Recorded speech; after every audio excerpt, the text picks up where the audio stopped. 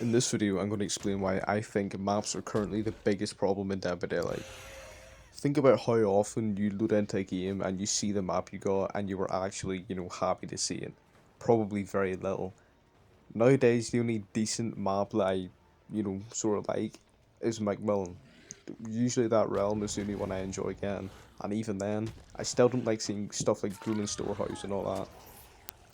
Just a wee brief summary of why maps are so bad in Dead by Daylight.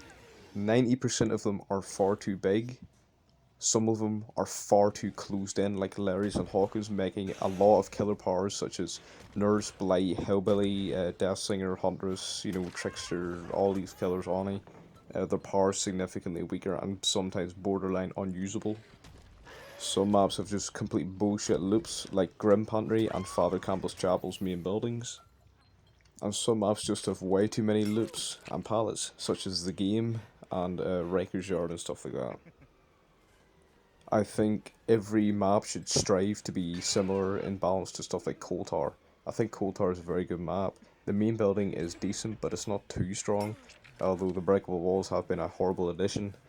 Uh, if you break them, the main building's fine. The size is very good, it's not too small, it's not too big. And the loop density is fine. Sometimes it can be a little bit bullshit. You can get actually quite a lot of loops in the map. But if you get solid RNG, you could actually have a decent spread of loops. There's not too many, but there's not too little for the survivors. Map reworks have been significantly hurting killers because they've just been getting worse. The only improvement, in my opinion, has been Ormond, although it still could use a great size reduction. Cold Run Farm, in my opinion, probably got the most balance in terms of getting worse, has been the most noble. It feels significantly worse to play on as killer now, which is bad because it was already a bad realm for killer, but now it's even worse. And not to mention the maps they've been adding have just been poorly balanced. Midwich, we all know, is poorly balanced. The whole holding W thing, it's very easy for survivors to just run away from you. And there's a few god pallets on it, and takes quite a long time to patrol generators in that map. And then there's RCPD, which is the worst killer map we've ever gone, which greatly surprises me how the devs could even do that. I don't know how the hell you could somehow create a map worse than Haddonfield, worse than Red Forest, worse than the current game, but they have. And that's just kind of bullshit. So there's nothing to like about maps these days. They're either way too big, way too many loops, or way too claustrophobic. And they're only getting worse, which is terrible for the game. The game will never be balanced if every map is just dog shit for killers. And I don't see the devs fixing it anytime soon because they don't even seem to be acknowledging it or even aware of how bad their maps are. And that just shows with the reworks and the release of RCPD. They clearly don't think about the balancing consequences of creating maps like this. There's a lot of issues that arise from maps. The size of them obviously makes it so killers can just not gain any pressure. Because survivors are so spread apart, they can just split gens, the killer can't get to them in time, and they can't get any snowball because survivors are so spread out due to the size of the map. Not just that, big maps make it 10 times easier to hold W because there's basically never an end to it. They can start running and they can keep running and they will never be able to get cut off because the map is just so huge.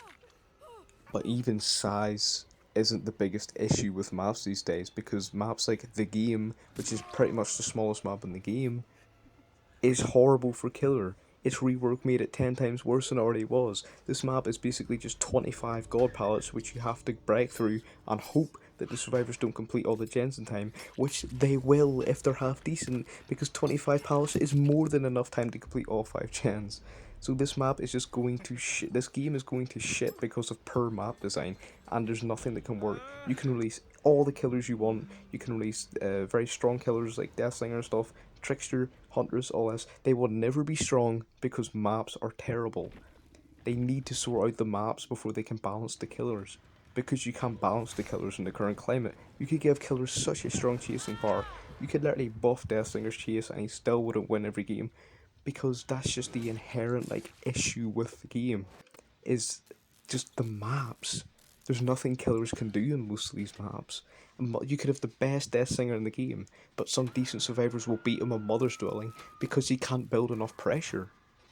And you might think that this makes Blight, seem a lot better than it actually is because he has mobility, but that's not even the case. Because even though Blight's got mobility, these huge maps still take him a long time to get around. They also allow survivors, like I said, to spread out a lot, meaning you can't get a snowball. And even if the map isn't that big, loops can still be complete bullshit sometimes. Like I said, the game and other maps like that, Record Shark can just be packed with loops and the killer can't really get you. So before we just crack down on killers, balancing and survivor friends and shit like this, we need to sort out the maps because they are the biggest problem with the game right now. You can have as many strong killers as you want, you can have as many weak killers as you want, it doesn't matter if the maps are shit. When you ask me how many good maps are there in this game, there's like 2 out of like 35, which is dumb. They need to try and bring it up so I will at least half the time say this is a good map, at least 50%. But as of now, this game is becoming unplayable due to the terrible map design. But that's all I have to say for this video. Hopefully Behaviour do start realising what they're doing wrong and start cracking down these maps and balancing them properly. Thanks for watching.